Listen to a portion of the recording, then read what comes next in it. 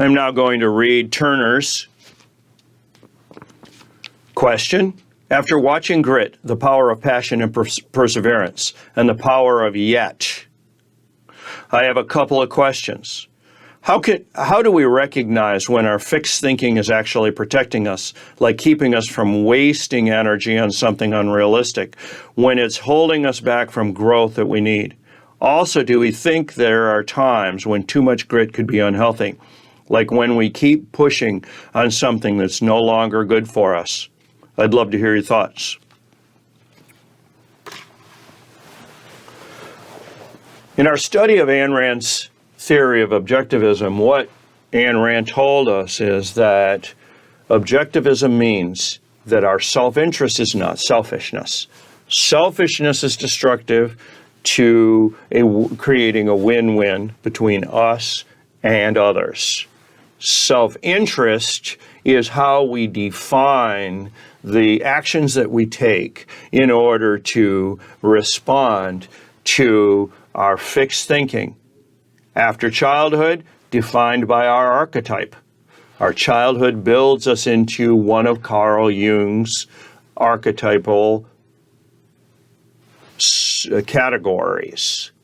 Now, categorizing people that are absolute individuals is valuable, and invaluable in us understanding who we are and how we can interact with others in a high efficacy way.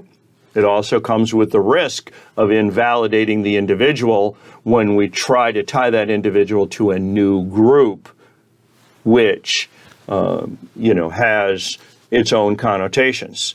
So we do not lose the idea that everyone is an individual. Everyone is very individual. Identical twins are very different from one another, as we have learned. Fixed pattern of thinking is the standard.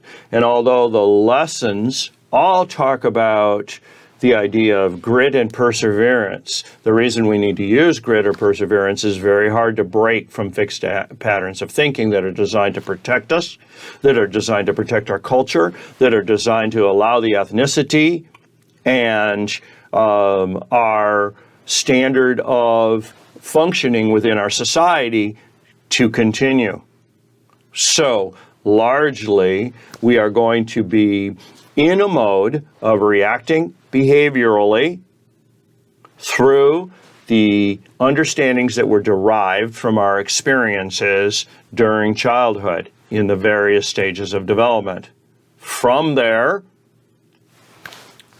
depending on the stability of our relationships and how we keep those relationships either built, rebuilt, or improved over time, if we study Bronfenbrenner seriously, then we can analyze in a mindful way those arenas of fixed thinking that are helping us. I always like to use a driving analogy. When we are driving our car, we learned how to drive the car. When we first drove the car, we had to figure out, well, do I turn the steering wheel an inch or two, or do I turn it a quarter of an inch? And our neurological system developed a whole set of synapses around driving a car. And we don't think about, well, I need to turn the steering wheel a quarter of an inch and press the gas pedal down 3. It's very helpful. Without that, we would not be able to survive in traffic. That fixed thinking is exemplative of more complex things. And if you can imagine, driving is complex, but there are far more complex things, like interacting with others, work, interpersonal relationships, relationships with family, friends. How do I react to influences that I may be dependent upon from a relationship perspective, but not always agree with and want to grow beyond? Very complex thinking that requires a mindful approach in order to ensure that we're continually supporting moving forward along Maslow's pyramid and not regressing. Although regression is inevitable, let me use another analogy. If all of a sudden we decided that experientially it would be a good idea to take on hiking, get out in the wilderness, get away from the city, learn a new skill, so that I'm staying fit, I'm experiencing the world from more than the concrete jungle, and in doing so, all new experiences, new skills that need to be learned.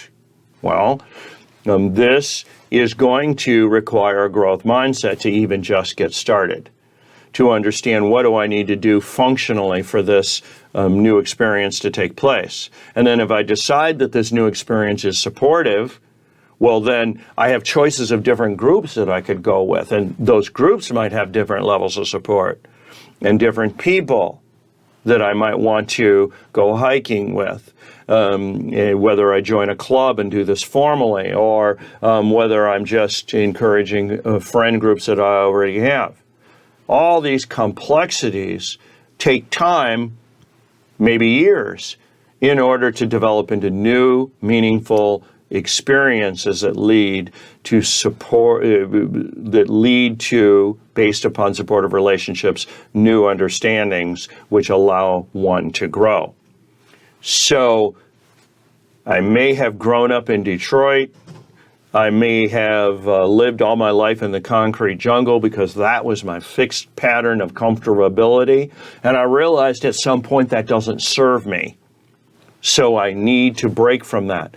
I have to learn a whole new set of skills. I have to get comfortable with it. I have to interact with new sets of people. And if those new sets of people are not strongly supportive and encouraging and validating to my new experience in the way, for instance, I join a group and the group is too highly skilled at this, and they invalidate my newness to this versus supporting me as I grow into it. Well, I could fall down on the Maslow pyramid and as such now be unable to function in the new realm that I need to, and I have to decide, is it just not for me? Or do I need to, if it is for me and it's useful and it is where I want to grow into, then I need to do it in context with what do I need relative to relationships.